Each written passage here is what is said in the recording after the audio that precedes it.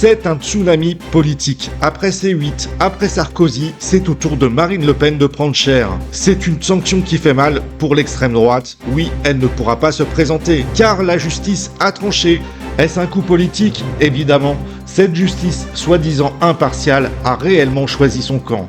Alors oui, ça sera Bardella pour les présidentielles, finalement c'est peut-être ce qu'il voulait. Mais la colère gronde chez les Français et ça se déchire dans les médias, alors je vous souhaite la bienvenue dans l'actualité du jour.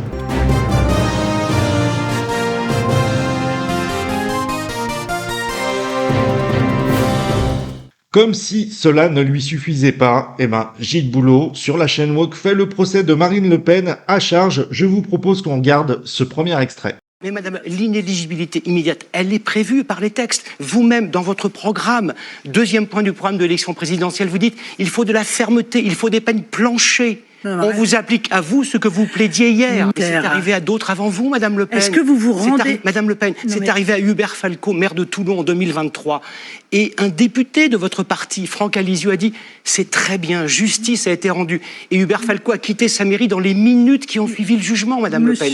Mais en condition est-elle politique? Elle était étayée, il y a 152 pages de jugement. Non, monsieur. La loi Sapin 2, contrairement à ce que j'ai entendu beaucoup aujourd'hui, ne s'applique pas à cette affaire. Cette loi est postérieure aux faits qui nous sont reprochés. Mais la magistrate... Pas tout à fait. Il y a une vingtaine de jours de recouvrement durant lesquels ce qui vous est reproché a été appliqué. Nous sommes en décembre 2016, Madame LePen. En tout cas, elle est un peu à Bruxelles. En tout cas, elle est un peu à Bruxelles. Non, monsieur. Le majordome de Jean-Marie Le Pen avait-il le droit d'être payé par les contribuables français? Monsieur Boulot, je vous en supplie. Vous ne maîtrisez pas ce sujet. Si, un petit peu. Non. Ce que nous venons de voir est un procès. Gilles Boulot, qui, en tant que journaliste, serait normalement quelqu'un d'impartial, se positionne en tant que juge, ne laissant Marine Le Pen pas s'exprimer, car tout simplement, il ne l'apprécie pas. Gilles Boulot appuie là où ça fait mal. Marine Le Pen, fragilisée, se défend comme elle peut. Le procès médiatique est en marche, l'heure de la vengeance a sonné, ce qui nous démontre finalement qu'entre la justice et la chaîne Woke, il n'y a pas de différence. Mais les esprits s'échauffent à la télé et c'est au tour de Julien Audoul qui s'agace de cet acharnement médiatique et injustifié. Voici donc un passage où le député et l'avocat Patrick Luckman, militant antiraciste, où le débat s'emporte. Allez, on regarde. Vous nous considérez insupportable. Oui, il faut apprendre à supporter la contradiction. On l'accepte. Non, alors on dit pas vous fermer là. Alors les contradictions, on dit pas vous fermer là. Je vous dis ce que je veux. Messieurs, on fait pas ce qu'on veut. On dit pas ce qu'on veut. On respecte la loi. Messieurs, ça suffit. Je ne vous respecte pas. Je ne vous respecte pas. Et c'est mon droit. Et c'est ce qui nous vous insultez en permanence. Tenez-vous, donnez-le. Insulte les électeurs. Et vous fermez là, c'est moi. Julien Audoul, mon pauvre. Monsieur le député, pour la tenue de ce débat, je vous demande de se faire insulter à longueur d'antenne par ce monsieur, c'est insupportable et je le dis. Donc vous fermez là. Julien Audoul, je vous demande, retirez s'il vous plaît le fermez là, c'est pas le ton. Non, retirez-le s'il vous plaît. Non, je ne le retire pas. Si, retirez-le. Non, je ne le retire pas. Vous avez le droit, mais s'il vous plaît, c'est le point qui mène le débat. Vous avez le droit de discuter en des termes très vifs, mais s'il vous plaît, pour simplement la bonne tenue d'un débat démocratique, retirez le fermez-la. Non, je ne le retire pas. Retirez-le. Je ne le retire pas. Retirez-le. Monsieur insulte en permanence, que ce soit les cadres du Rassemblement national et leurs électeurs depuis très longtemps. Voilà. Donc les commentaires. Non, c'est une réalité. Ah oui. Donc encore une fois. Et de réalité. C'est merveilleux. Encore une fois, que vous soyez du côté de l'injustice, ça ne me surprend guère parce que vous êtes coutumier du fait. Continuez. Là. Donc moi, je vous dis ce que je veux. Alors, Julien Audoul, juste pour être bien clair, on peut être très vif. Difficile dans ce brouhaha d'y comprendre quelque chose. Fermez-la, c'est tout ce que le journaliste de LCI retiendra. Julien Audoul ne cède pas sur ses propos, la situation est plus que tendue. Alors, ça suffit maintenant, ça vous rappelle quelque chose ? Mais la gauche jubile. Les médias, les députés se font plaisir et c'est le cas de Marine Tondelier, habituée sur les plateaux télé, qui nous fait son grand cirque. La morale est de retour, celle qui a fait le pacte avec un parti antisémite se lâche une nouvelle fois sur les plateaux TV. On regarde.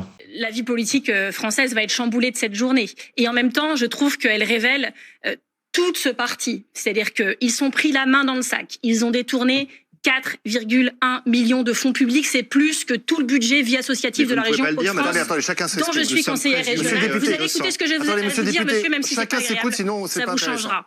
Donc, 4,1 millions détournés, c'est l'équivalent du budget vie associative de la région Hauts-de-France, où je suis conseillère régionale. Marine Le Pen l'était avant moi. on a un parti qui défend en fait le 2 poids 2 mesures en justice. Parce que quand on lit votre programme électoral sur la justice est laxiste, il faut plus d'aménagement de peine, tout le monde doit prendre plus lourd, surtout les récidivistes, surtout ceux-ci qui s'excusent pas, je n'ai entendu personne s'excuser aujourd'hui. Ça, c'est pour tous les Français. Et puis alors, quand c'est sur vous, là, la justice est beaucoup trop dure. C'est même un complot international, vraiment fourmenté contre vous. J'ai entendu un élu RN parler à l'instant à la radio d'un système mis en place contre vous. Mais enfin, le seul système aujourd'hui, c'est celui que vous avez mis en place pour détourner de l'argent public au Parlement européen. Et donc, si un jour dans votre vie, vous devez tous dans ce parti vous remettre en question, eh bien, c'est aujourd'hui. Et si vous ne le faites pas aujourd'hui, c'est que vous n'en êtes pas capable. Vous êtes d'accord avec... Ce qui est marrant avec ces gens-là, c'est qu'ils regardent toujours dans le même sens. Bon, on peut comprendre, hein. Elle défend aussi son alliance avec le nouveau Front Populaire, mais n'évoque pas l'affaire Chikirou, qui avait surfacturé des services de son agence à LFI en 2017 et qui a été suspecté d'escroquerie aggravée. Mais comme par hasard, il n'y a aucune suite, l'histoire a été étouffée, mais surtout, pas d'inquiétude, la justice est de votre côté, Monsieur Mélenchon pourra se présenter, pas de problème de ce côté-là, et il serait peut-être temps qu'ils se remettent eux aussi en question. C'est bien évidemment ce qu'on appelle le 2 poids 2 mesures. Mais attention, dans tous les partis de droite, la colère monte. Alors, je vous propose de regarder cet extrait et puis après, on en parle. Je suis hors de moi. Je suis hors de moi. Je ne croyais déjà plus en la justice française depuis des années. Alors des années. Je n'ai jamais été syndiqué. Je n'ai jamais fait partie d'un parti politique. Je n'ai jamais été représenté par un homme ou une femme d'un parti politique. Mais je trouve que ce que l'on a fait Marine Le Pen est hors de moi. Je n'ai jamais voté RN, mais je peux vous garantir que si le Bardella se présente pour l'élection présidentielle, je vote pour lui. Ah, vous, ça a eu l'effet inverse, c'est-à-dire que vous n'étiez pas électrice Agnès du Rassemblement National, mais maintenant, face à cette décision de justice, vous avez envie de le devenir. Oui, parce que quand je pense à tous ceux qui sont députés, sénateurs, ministres ou même présidents et qui avaient des casseroles au cul, on n'a pas fait autant d'histoire. Ils n'ont pas été condamnés aussi fort et aussi vite. Dès que je vais raccrocher avec vous, je vais aller sur le site du Rassemblement National et je vais aller prendre ma carte au Rassemblement National. Eh ben, pourquoi ? Je suis, en colère. Barbara, je vous adore. Je suis à 1000% d'accord avec tout ce que vous avez dit depuis ce matin. Attendez, je comprends pas, Franck. Pourquoi est-ce que ça déclenche chez vous, du coup, l'envie d'aller prendre votre carte au RN ? Alors, j'en ai ras-le-bol des bien-pensants. Quand je vois cette justice à 2 vitesses, vous avez des délinquants qui se retrouvent à faire des TIG. Moi, qu'elle soit condamnée ou pas, je m'en fiche. Mais qu'on l'empêche de se présenter à la présidentielle, je trouve ça lamentable.